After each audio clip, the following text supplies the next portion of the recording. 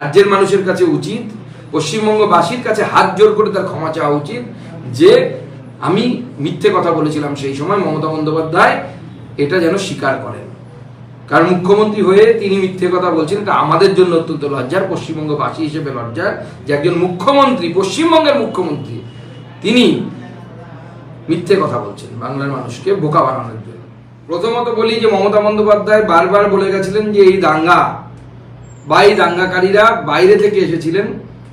অনেকে এই ধরনেরও হাইপোথিসিস দেয় তৃণমূল কংগ্রেস নেতারা, যে যারা বলছিলেন বিএসএফ নাকি গেট খুলে দিয়েছে, বাংলাদেশ থেকে লোক এসে ঢুকে গেছে, দাঙ্গা করেছে, যাওয়ার সময় আবার বিএসএফ গেট খুলে দিয়েছে, তারা বাংলাদেশে চলে গেছে। তৃণমূল কংগ্রেসের মুখপত্রদের মুখে এই ধরনের আমরা অদ্ভুত টাইপের কথা শুনেছিলাম। আজকে এই যে রিপোর্ট, এই রিপোর্ট পরিষ্কার বলছে যে লোকাল পাবলিক যারা, আমি রিপোর্টের একটা অংশ আমি পড়ে শোনাচ্ছি আপনাদেরকে।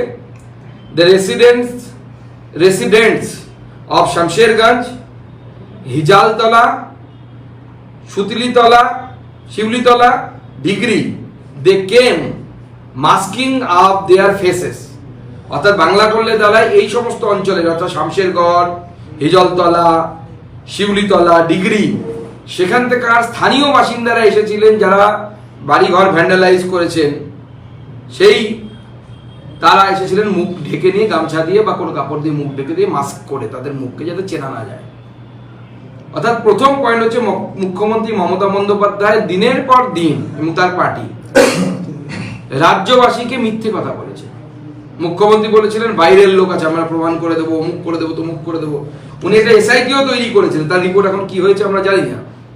কিন্তু এই পয়েন্ট আবার প্রমাণ করছে, তখন এসআইটি রিপোর্টেও প্রমাণ হয়েছিল, আবার প্রমাণ করছে যে কোনো বাইরের লোক নয়, স্থানীয় মানুষ সেটা করেছে। এবং মমতা বন্দ্যোপাধ্যায় এই দাঙ্গাকারীদেরকে বাঁচানোর জন্য চেষ্টা করেছেন, মিথ্যে কথা বলেছেন, রাজ্যের মানুষকে বিভ্রান্ত করেছেন। আজকে আমি মাননীয় মুখ্যমন্ত্রী মমতা বন্দ্যোপাধ্যায়ের কাছে দাবি করছি, রাজ্যের মানুষকে মিথ্যে কথা বলার জন্য ক্ষমা চান। রাজ্যের মানুষের কাছে উচিত, পশ্চিমবঙ্গবাসীর কাছে হাত জোর করে তার ক্ষমা চাওয়া উচিত যে আমি মিথ্যে কথা বলেছিলাম সেই সময়। মমতা বন্দ্যোপাধ্যায় এটা যেন স্বীকার করেন, কারণ মুখ্যমন্ত্রী হয়ে তিনি মিথ্যে কথা বলছেন। এটা আমাদের জন্য অত্যন্ত লজ্জার, পশ্চিমবঙ্গবাসী হিসেবে লজ্জার যে একজন মুখ্যমন্ত্রী, পশ্চিমবঙ্গের মুখ্যমন্ত্রী, তিনি মিথ্যে কথা বলছেন বাংলার মানুষকে বোকা বানানোর জন্য। শুধু তাই নয়, এই রিপোর্ট বলছে, আবার আমি পড়ে শোনাচ্ছি, রিপোর্ট থেকে কোট করছি, local councillor namely Mehboob Alam, যার নাম স্থানীয় বাসিন্দারা বারবার বলেছেন, যখন আমি ভিজিটে গেছিলাম প্রায় 5 ঘন্টা আমি সেখানে ছিলাম, এর নাম লোকাল বাসিন্দারা বলেছিল, যাদের বাড়ি ঘর ভেঙে তছনছ করে দেওয়া হয়েছিল, মন্দির ভেঙে দেওয়া হয়েছিল, তাদেরকে শ্লীলতাহানি করার চেষ্টা করা হয়েছিল। মেয়েরা, বাচ্চা মেয়েরা 11-12 পড়ে, কলেজে পড়ে, ইজ্জত বাঁচানোর জন্য বাড়ির ছাদ থেকে লাফ দিয়ে পালিয়ে গেছিল ঝাড়খণ্ডে, গিয়ে 10 দিন পর ফেরত এসেছিল। Mehboob Alam came with the miscreant on 11th April 2025। Mehboob Alam নিজে তৃণমূল কাউন্সিলর, সেই তৃণমূল কাউন্সিলর গুন্ডাদেরকে নিয়ে এসেছিল এই দাঙ্গা করার জন্য। আজকে আমি তৃণমূল কংগ্রেসের সেই হিন্দু নেতাদেরকে প্রশ্ন করতে চাই, এই জেলা থেকে শুরু করে গোটা রাজ্যের হিন্দু নেতাদেরকে, বলুন আপনাদের কাছে কি সলিউশন আছে? বিরাট তো মিছিল করছেন জগন্নাথ মন্দির নিয়ে।